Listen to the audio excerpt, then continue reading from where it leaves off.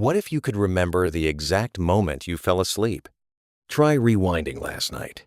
You climbed into bed, turned off the lights, and closed your eyes. Maybe you felt your muscles relaxing and your thoughts beginning to slow. But did you actually witness the instant your mind disconnected from the waking world? Probably not. You remember pulling up the covers. You remember thinking about an email you forgot to send, replaying an awkward conversation, or hearing a song looping in your head. Then suddenly, your alarm was ringing. Hours had disappeared without leaving a clear boundary behind. There was no final thought saying, "Okay, I'm falling asleep now." You spend roughly 1/3 of your life asleep. By age 30, you may have crossed that invisible threshold more than 10,000 times. Yet somehow, you still cannot describe the moment it happens. So what is your brain doing during those missing seconds? And why does the memory disappear before it can ever be formed? Today, we're stepping into one of the strangest corners of neuroscience to understand why you can't remember falling asleep. It is tempting to compare your brain to a smartphone. The battery reaches 1%, the screen goes dark, and the entire device shuts down. If the brain worked the same way, the explanation would be simple. You cannot record the shutdown because the recording device is already off. But your brain has no true off switch. Even during deep sleep, it remains remarkably active. It continues regulating breathing, monitoring the environment, processing emotions, and reorganizing memories. Sleep is not a shutdown. It is more like a carefully coordinated shift change inside a hospital. One of the forces driving that transition is a chemical called adenosine. Adenosine gradually accumulates in your brain while you are awake. Think of it as a biological sleep bill. The longer you stay awake, the larger that bill becomes, and the stronger the pressure to sleep feels. This also explains part of what caffeine does. Coffee does not create new energy. Caffeine temporarily blocks adenosine receptors, preventing your brain from fully detecting how tired it already is. But the bill is still there. As night approaches, sleep-promoting neurons in the hypothalamus begin suppressing the systems responsible for alertness. It happens gradually, like someone turning off the lights throughout an office building, one room at a time. At the same time, your brain becomes less effective at encoding new memories. The hippocampus, a structure deeply involved in memory formation, begins shifting away from recording the present and toward processing information gathered during the day. But another structure plays an equally important role: the thalamus. The thalamus acts like a gatekeeper for sensory information. While you are awake, sights, sounds, physical sensations, and other signals pass through it before reaching areas of the cortex involved in conscious experience. As you fall asleep, that gate begins to close. Traffic outside, the hum of a fan, and the feeling of your blanket become less available to conscious awareness. The signals may still exist, but your brain stops giving them the same access to the conscious mind. Hearing often remains responsive longer than other senses. That is why your name, an alarm, or an unusual sound may still wake you after the rest of the world seems to have disappeared. Once sensory input fades and memory encoding weakens, your brain loses the two ingredients required to remember the transition: a stable experience and a functioning recording system. It is like trying to film a phone while the camera is slowly powering down. The final frames become distorted, incomplete, or entirely missing, not because nothing happened, but because the device stopped recording before the event ended. Before sleep fully takes over, however, you enter a strange borderland called hypnagogia. Hypnagogia is the transitional state between wakefulness and sleep.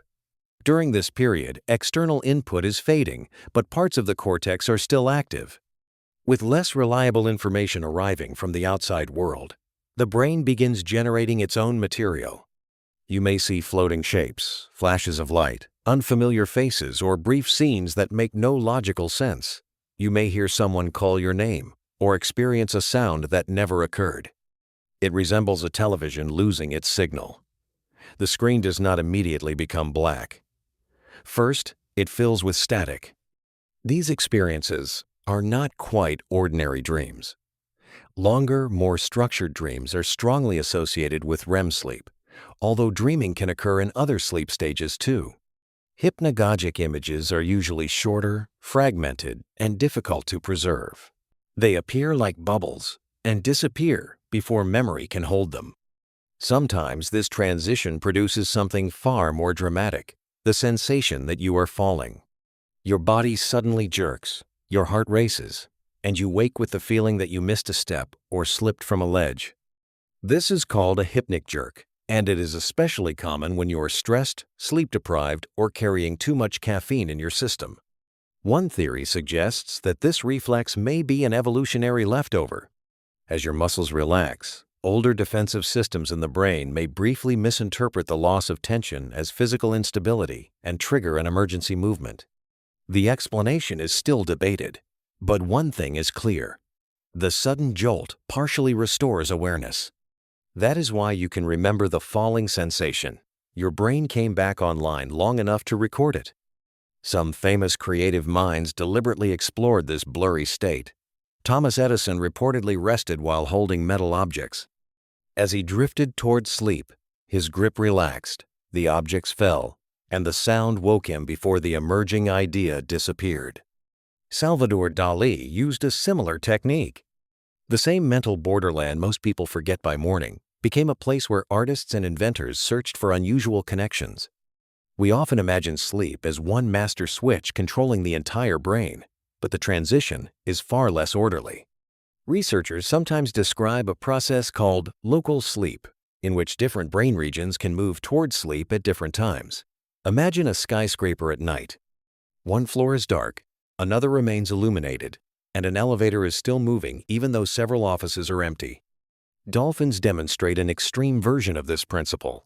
One brain hemisphere can rest while the other remains alert enough to support swimming and breathing.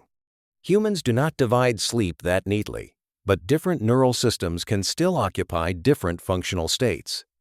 This helps explain behaviors such as sleepwalking and sleep talking. Systems controlling movement may become active, while the networks responsible for self-awareness and memory remain deeply asleep. A sleepwalker may stand, move through a room, or open a door, then remember nothing the next morning. As you initially drift off, activity in the prefrontal cortex also changes. This region supports planning, judgment, self-control, and your stable sense of consciously monitoring what is happening. When that monitoring system weakens, fragments of behavior can continue without the familiar feeling of, "I am doing this." Your thumb may still scroll across your phone. Your ears may still detect faint music, but the observing version of you is already fading. In that sense, falling asleep is not simply the loss of consciousness. It is the gradual dismantling of the systems that create your conscious identity. Later, during REM sleep, REM atonia temporarily suppresses most voluntary muscle activity. This protects you from physically acting out many of the movements occurring in your dreams. Aristotle described sleep as a state suspended somewhere between life and death. That may sound unsettling, but it captures a real philosophical paradox. To remember falling asleep, your conscious mind would need to observe itself becoming unconscious. But once unconsciousness arrives, there is no conscious observer left to confirm it. The audience leaves before the curtain finishes falling. This also explains why your perception of sleep is not always reliable. Some people insist they remained awake all night, even when sleep studies show clear periods of sleep. This experience is sometimes called paradoxical insomnia or sleep state misperception. The body sleeps, but brief thoughts or awakenings create a continuous story of wakefulness. Sleep trackers can occasionally make this anxiety worse. You wake up, see a disappointing score, and immediately decide that you slept terribly. The more closely you monitor sleep, the more pressure you place on a process that works best when you stop trying to control it. So, when you are lying in bed thinking, "Why haven't I fallen asleep yet?" there is a possibility that you have already crossed the boundary more than once. You simply did not record it. The reason you cannot remember falling asleep is not a failure of memory. It is evidence that your brain is performing the transition exactly as designed. Sensory access decreases, memory formation weakens, self-awareness dissolves, and the part of you capable of observing the moment disappears before the moment is complete.